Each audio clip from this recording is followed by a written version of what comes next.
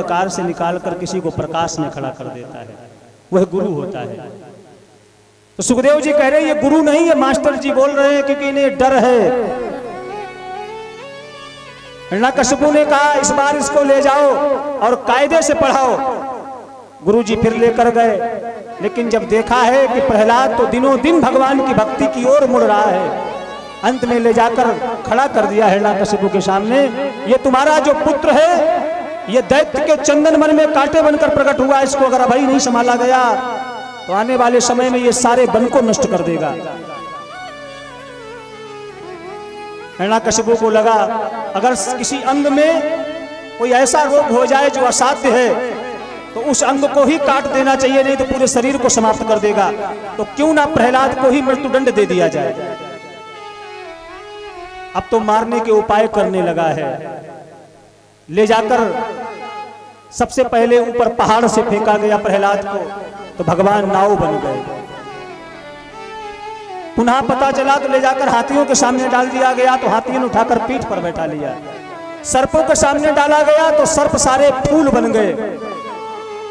बड़ा मारने का प्रयास किया, लेकिन जब प्रहलाद का बाल बांका नहीं हुआ, अंत में इसे लगा कहीं ऐसा ना हो ये मुझे ही मार डाले। तो इसकी एक बहन है जिसका नाम होलिका है, उसने कहा भैया परेशान मत हो, मेरे पास एक ऐसी दवा है, एक ऐसी चादर है, उसको ओढ़कर मैं बैठ जाऊंगी, ये जलकर राख हो जाएगा। अब तो समिधा लगाई गई, लकड़ियां लगाई गई, उस पर ले जाकर बैठ गई होलिका। नीचे से अग्नि जलाई गई, चादर को ओढ़कर बैठ गई होलिका। उसी समय पवन जी ने आकर उस चादर को उतारा, प्रहलाद पर डाल दिया, होलिका जलकर राख हो गई और प्रहलाद जी की भगवान ने रक्षा कर दी। सवेरे जब सारे मित्र आए, उन्होंने कहा देखो भैया होलिका बुआ बैठी है, भैया हमारा कितना अच्छा मित्र था, जलकर राख हो गया। सबने कहा जरा हटाकर तो देखो। जैसे राख को हटाया तो क्या देखा, उसमें तो प्रहलाद निकले हैं। बोले भक्त वत्सल भगवान की जय हो। उसी दिन से होली का प्रारंभ हो गया। सब एक दूसरे पर उसी राख से होली खेलने लगे। जिस समय ये बात हिरण्यकशिपु को पता चली, अब तो उसे और ज्यादा भय हो गया। पकड़कर प्रहलाद को लाया गया, खंबे को गर्म किया, सामने स्वयं तलवार लेकर खड़ा हो गया। हिरण्यकशिपु कहने लगा बता तेरा राम कहाँ है। प्रहलाद को लगा ये कहेंगे कि यहां है तो शंका हो जाएगी, यहां नहीं है। प्रहलाद ने कहा पिताजी मेरा राम हर कण में है, हर जगह व्याप्त है, संसार की कोई ऐसी जगह नहीं जहां मेरा राम नहीं है। तो क्या इस खंबे में है? हाँ? वो इस खंबे में भी है, आप में भी है, मुझ में भी है, आपकी इस तलवार में भी है। जो ही इतना कहा, खंबे पर तलवार का जैसे ही प्रहार किया, खंबा फट गया है। खंब चरचरानो है निकसो नर नाहर्षो। भगवान नरसिंह प्रकट हो गए। बोले नरसिंह भगवान की जय हो। और जिनका शरीर कैसा है, आधा शरीर भगवान का सिंह का है और आधा नर का है। भगवान नरसिंह प्रकट हो गए। नरसिंह भगवान ने जाकर हिरण्यकशिपु को पकड़ा और अपनी गोद में लिटा लिया। और देख मैं तेरा उद्धार करने जा रहा हूं, मेरी ओर देख। हिरण्यकशिपु ने कहा तुम मार नहीं सकते क्योंकि मुझे बड़े वरदान मिले हैं। भगवान ने कहा सारे वरदान तेरे पूरे कर रहा हूं मैं। क्या क्या वरदान मिला? ना ऊपर ना नीचे, देख कहां है, मेरी गोद में है। ना अंदर ना बाहर, देख देहली पर हूं मैं। ना नर से ना पशु से, देख मैं कौन हूं। तेरे लिए बिल्कुल स्पेशल मेरा प्रोडक्शन हुआ है, बिल्कुल नई कृति भगवान ने बनाई है। आज तक ना किसी ने देखा न सुना ऐसा भगवान का रूप। मैं किसी हथियार से भी नहीं मारा जाऊंगा। भगवान ने कहा तुम्हारे लिए मैं स्पेशल हथियार लेकर आया हूं। देख मेरी आंखों की ओर देख और मेरे इन नाखूनों की ओर देख। ये नाखून के द्वारा ही मैं तेरा उद्धार करूंगा, लेकिन मैं 12 महीने में से किसी महीने में नहीं मारा जाऊंगा। भगवान ने कहा तुम्हारे लिए स्पेशल महीना बनाया है मैंने, जिसको हम पुरुषोत्तम मास या अधिक मास कहते हैं। इसी महीने में भगवान ने नरसिंह रूप धारण किया और भगवान ने देखते ही देखते उस हिरण्यकशिपु के हृदय को विदीर्ण कर दिया है और उसकी आंतड़ियों को निकालकर भगवान ने अपने गले में डाला। लेकिन भगवान का क्रोध समाप्त नहीं हो रहा। भगवान बहुत क्रोध में है। हिरण्यकशिपु का उद्धार भी भगवान ने कर दिया, लेकिन क्रोध में दहाड़ रहे हैं। सारे देवता विचार कर रहे हैं क्या करें, कोई पास नहीं जा पा रहा भगवान के। सबने विचार करके मैया लक्ष्मी को लेकर आए, उनकी पत्नी है। और पतिदेव कितने भी क्रोध में क्यों ना हो, लेकिन पत्नी अगर सामने आ जाए तो क्रोध कम हो जाता है। मैया लक्ष्मी थाल लेकर आई, बढ़िया सजा के आई। पति देवता की थाली उतारेंगी, आरती उतारेंगी। जैसे ही भगवान ने देखा लक्ष्मी की ओर और दहाड़ लगाई, सिंह की दहाड़ जैसे ही मारी, मैया लक्ष्मी की पहली पटक यहाँ, दूसरी सीधे बैकुंठ। मैया ने कही जी हमारे पति है ना, है आज तक हमने देखा ही नहीं इनका ऐसा रूप, ये हमारे नहीं हो सकते पति। अब सबके मन में बात आ गई, क्या करें, कैसे भगवान को शांत करें। अब तो प्रहलाद को भेजा गया। प्रहलाद ने जाकर भगवान की बड़ी विनय करी। भगवान ने प्रहलाद को देखा है, अपनी गोद में बैठा लिया। भगवान की आंखों से अश्रु प्रवाह होने लगे। भगवान ने कहा बेटा तुमने बड़ा कष्ट उठाया मेरा नाम लेने की वजह से, मांगो हमसे क्या चाहिए, बताओ तुम्हें क्या दे दे। भक्त प्रहलाद कहता है भगवान मैंने तो आपसे प्रेम किया है, और प्रेम में ये सौदा कैसे हो सकता है, क्योंकि लेना और देना ये तो सौदागरों का काम है। प्रेम में कुछ भी चाह नहीं होती है, प्रेम तो सिर्फ किया जाता है और सिर्फ दिया जाता है। भगवान ने कहा नहीं बेटा हमें कुछ देना है तुम्हें, मांगो तुम्हें क्या चाहिए। प्रहलाद मना कर रहा, भगवान बार बार कह रहे मांगो मांगो मांगो। ब्रह्मा परेशान, इंद्र परेशान, पता नहीं क्या मांग ले। अंत में प्रहलाद ने कहा अगर देने की इतनी इच्छा है तो पहले ये संकल्प करो कि हम जो मांगेंगे वो दोगे। भगवान ने कहा मुझ पर विश्वास भी नहीं क्या। प्रहलाद ने कहा विश्वास है इसीलिए कह रहा हूं, संकल्प करो। भगवान ने कहा बेटा मैं संकल्प कर रहा हूं, बोलो क्या चाहिए। प्रहलाद कहने लगा प्रभु जीवन में यदि राशि में कामान वरांस ताम वरदर्शभा कामानाम हृदय संदोहम भवे तस्तु वृणेवरम। अगर हमें देना है तो ये वरदान दे दो कि जीवन में कभी भी आपसे कुछ भी मांगने की कोई इच्छा प्रकट ही ना हो, ऐसा वरदान मांगा। भगवान ने कहा जाओ एक कल्प तक तुम राज्य करो और अंत में तुम्हें मेरे ही धाम आना है। भगवान ने वरदान दे दिया, मेरे पिता की अधोगति ना हो। प्रहलाद ने कहा, भगवान ने कहा जिस घर में तुम्हारे जैसा भक्त प्रकट हो जाता है उसकी एक नहीं उसकी तो 21 पीढ़ियां तर जाती है। तुम्हारी 21 पीढ़ियों में कोई नरक नहीं जाएगा। 7 तुम्हारी माता की और 7 तुम्हारी विवाह होने के बाद पत्नी की, ऐसे 21 पीढ़ियां तर जाएंगी। भगवान ने वरदान दिया। सुखदेव जी कहते हैं आगे सुंदर बड़ा अजामिल चरित्र बताया है जिसमें बड़ी नाम की महिमा है। जिसने जीवन पर्यंत पाप किया और अंत में भगवान का नाम लेकर वो भगवान के धाम चला गया, क्योंकि भगवान का नाम ही इतना प्रभावशाली है कि कोई भी कैसे भी ले ले। भाई को भाई अनख्या लसहु नाम जपत मंगल दिशु। भगवान का जो नाम है ये 10 दिशाओं से उसकी रक्षा करता है। अजामिल चरित्र के द्वारा भगवान ये बताना चाहते हैं कि जो मेरा नाम है अगर कोई पूरी श्रद्धा से और पूरे भाव से अगर नाम भी ले लेता है तो उसे नरक में जाना। आगे बड़ी सुंदर गजेंद्र मोक्ष की कथा आती है। ये गज और ग्राह क्या है? ये जो हाथी है ना, ये सब हाथी हम ही लोग हैं, दूसरे नहीं कोई। ये भागवत की कथा ये सिखाती है कि ये जो गज है ना ये हम हैं, हाथी के समान चलते हैं हम लोग।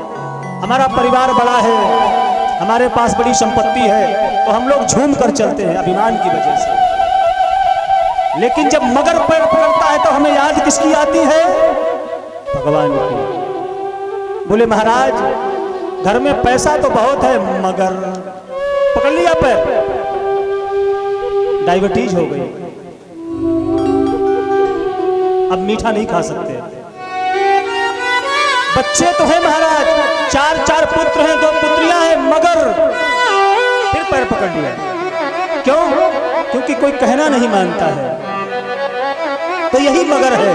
और जब ये मगर पैर पकड़ता है और जब कोई सहारा नहीं दिखाई पड़ता है तो अंत में इस जीव को उस गज की तरह भगवान की याद आती है।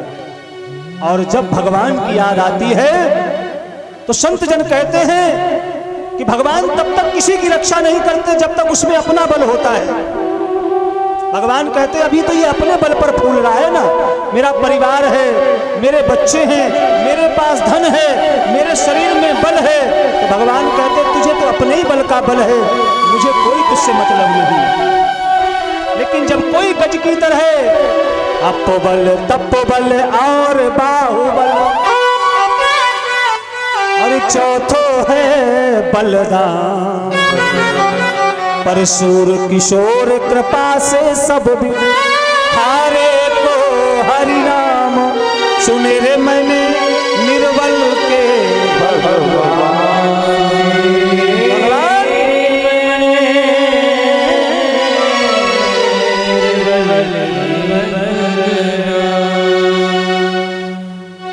भगवान तभी आता है जब कोई बल संसार का काम नहीं आता। अंत में जब जीव को पूरी तन्मयता से भगवान की जब याद आती है तो भगवान उसकी रक्षा करता है।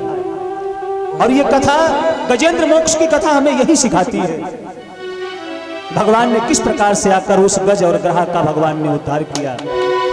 देवल ऋषि के श्राप से जो श्राप लगा था उससे उहू नाम का गंधर्व भगवान ने उसका उद्धार किया। आगे बड़ी सुंदर समुद्र मंथन की कथा है। और ये समुद्र मंथन की कथा जिस समय देवता श्रीहीन हो गए, उन्हें श्राप लग गया दुर्वासा का, उस श्राप की वजह से गुरुजी ने वो उपाय बताया। अंत में भगवान के पास गए, भगवान ने कहा एक उपाय है, तुम क्षीर सागर का मंथन करो और उससे तुम्हारा जो बल है और तुम्हारा जो तेज है वो तुम्हें पुनः वापस मिल जाएगा। लेकिन दैत्यों का साथ लो, अकेले नहीं कर पाओगे। तो देवता और दैत्य दोनों मिलकर समुद्र मंथन करने को उद्यत हुए। मंदराचल पर्वत को मथानी बनाया गया, बासुकी नाम को उसकी रस्सी बनाया गया। जो ही मंत्रांचल को लेकर चले गणेश जी का तो आवाहन ही नहीं किया तो गणेश जी रुष्ट हो गए, पर्वत वहीं गिर पड़ा। अंत में भगवान उस पर्वत को उठाकर लाए। जो ही क्षीर सागर में रखा गया वो पर्वत नीचे की ओर जाने लगा तो भगवान ने अवतार धारण किया और भगवान कच्छप अवतार लेकर प्रकट हो गए। बोले कच्छप भगवान जय हो। और उस पर्वत को अपनी पीठ पर भगवान ने रख लिया। मंथन होने लगा। जैसे ही मंथन हुआ तो सबसे पहले क्या निकला? निकलना चाहिए था अमृत, तो निकला क्या? हलाहल विष निकल आया। जैसे ही विष निकला तो सब भाग खड़े हुए। अब क्या करें? भगवान ने कहा था अमृत निकलेगा, लेकिन इसमें तो हलाहल विष निकला। सब भाग कर गए भगवान के पास। भगवान ने कहा देखो अभ्यास हमारा विष पीने का नहीं है, एक काम करो भगवान भोलेनाथ के पास जाओ। सब देवता गए भगवान भोलेनाथ के पास, जाकर प्रार्थना करी। भगवान भोलेनाथ से कहने लगे प्रभु एक काम करो, आप विष पी जाओ। पार्वती से भगवान शंकर कहने लगे देखो ये सब आए हैं और हमसे कह रहे कि विष पी जाओ, अब तुम बताओ हम विष पिए कि ना पिए। भैया पार्वती भगवान शंकर के इस प्रभाव को जानती है ना। हाँ नहीं तो आपको यहाँ सोचने लगे कि नहीं जैसे भैया पार्वती ने कह दी कि तुम पी जाओ तो हम भी अपने पति देवता से कह देंगे तुम भी पी जाओ, तो ये पति देवता तो एक सेकंड में निपट जाएंगे। भगवान भोलेनाथ है और उनके प्रभाव को मैया जानती है। तो मैया ने कहा अगर आपके विष पीने से सबका हित हो सकता है तो आप विष पीजिए। भगवान शंकर ने रात कहकर अपना मुख खोला है और एक साथ सारा जितना विष है लाल सब भगवान शंकर पी गए और मां कहकर मुख बंद कर लिया। तो विष जो ही अंदर गया तो भगवान ने मां कहकर कंठ को रोक दिया तो विष यही रुक गया, वो नीचे नहीं गया, क्योंकि अंदर बैठा है राम। तो विष को भगवान ने अंदर से सहारा दिया तो वो विष विराम नहीं, वो विष भी भगवान को विश्राम देने लगा। और भगवान शंकर का एक नाम नीलकंठ पड़ गया। बोले नीलकंठ भगवान की जय। भगवान का कंठ नीला पड़ गया। 14 रत्न प्रकट हुए। अंत में धन्वंतरी जिस समय लेकर प्रकट हुए अमृत का कलश, जैसे ही कलश लेकर प्रकट हुए दैत्य कलश लेकर भाग गए। भगवान ने मोहिनी अवतार धारण किया, दैत्य और देवताओं को बैठाया अमृत पिलाने के लिए। उसी में एक सुरभानु नाम का दैत्य आकर देवताओं के साथ में बैठ गया। सूर्य और चंद्रमा ने इशारा किया, भगवान ने सुदर्शन चक्र के द्वारा उस सुरभानु दैत्य का वध किया, लेकिन उसने अमृत पी लिया था, इसलिए उसके दो भाग हो गए, एक राहु बन गया और दूसरा केतु बन गया। और आज भी वो सूर्य और चंद्रमा को ग्रस्त करने के लिए आज भी राहु केतु चंद्रमा पर दौड़ता है। भगवान ने मोहिनी अवतार के द्वारा अमृत देवताओं को पिला दिया और दैत्यों को वारुणी पिला दिया। देवासुर संग्राम हुआ, देवता विजयी हुए। जिस समय दैत्यों के गुरु हैं शुक्राचार्य जी महाराज, उन्होंने संजीवनी विद्या के द्वारा पुनः दैत्यों को जीवित कर दिया, लेकिन कहा कि देखो बेटा, इस समय देवता बलिष्ठ हैं, इसलिए एक काम करो, तुम संतों की सेवा करना प्रारंभ करो, ब्राह्मणों की सेवा करना प्रारंभ करो। अब तो बलि ने सेवा करना प्रारंभ कर दिया, संतों की सेवा होने लगी, यज्ञ होने लगे, सारे ब्राह्मण प्रसन्न हो गए। मांगो क्या चाहिए? कुछ नहीं चाहिए। सारे संतों और ब्राह्मणों ने अपना तेज इकट्ठा किया, एक रथ का निर्माण किया। जाओ इस रथ पर बैठ जाओ और जाकर तुम जहां जाओगे तुम विजयी हो जाओगे। रथ पर बैठकर जिस समय बलि ने चढ़ाई कर दी, देवताओं को जीत लिया, स्वर्ग पर पुनः उनका अधिकार हो गया। शुक्राचार्य ने कहा, देखो इंद्र, अगर परमानेंट बने रहना है तुमको तो तुम्हें यज्ञ करना पड़ेगा। जो शतुक्रतु हो जाता है, जो 100 यज्ञ कर लेता है, वो हमेशा के लिए इंद्र हो जाता है। अब तो यज्ञ होने लगे, 99 यज्ञ हो गए। इधर जो देवताओं की मैया है जिनका नाम अदिति है, उन्हें चिंता हुई कि मेरे पुत्रों का जो राज्य है वो छिन गया है। उन्होंने जाकर कश्यप से प्रार्थना करी। कश्यप ने उन्हें एक व्रत बताया जिसका नाम पयोव्रत है। मैया अदिति ने उस पयोव्रत को किया और उनके गर्भ से भगवान प्रकट हुए, वामन भगवान बनकर। बोले वामन भगवान की जय हो। भगवान वामन रूप में प्रकट हुए।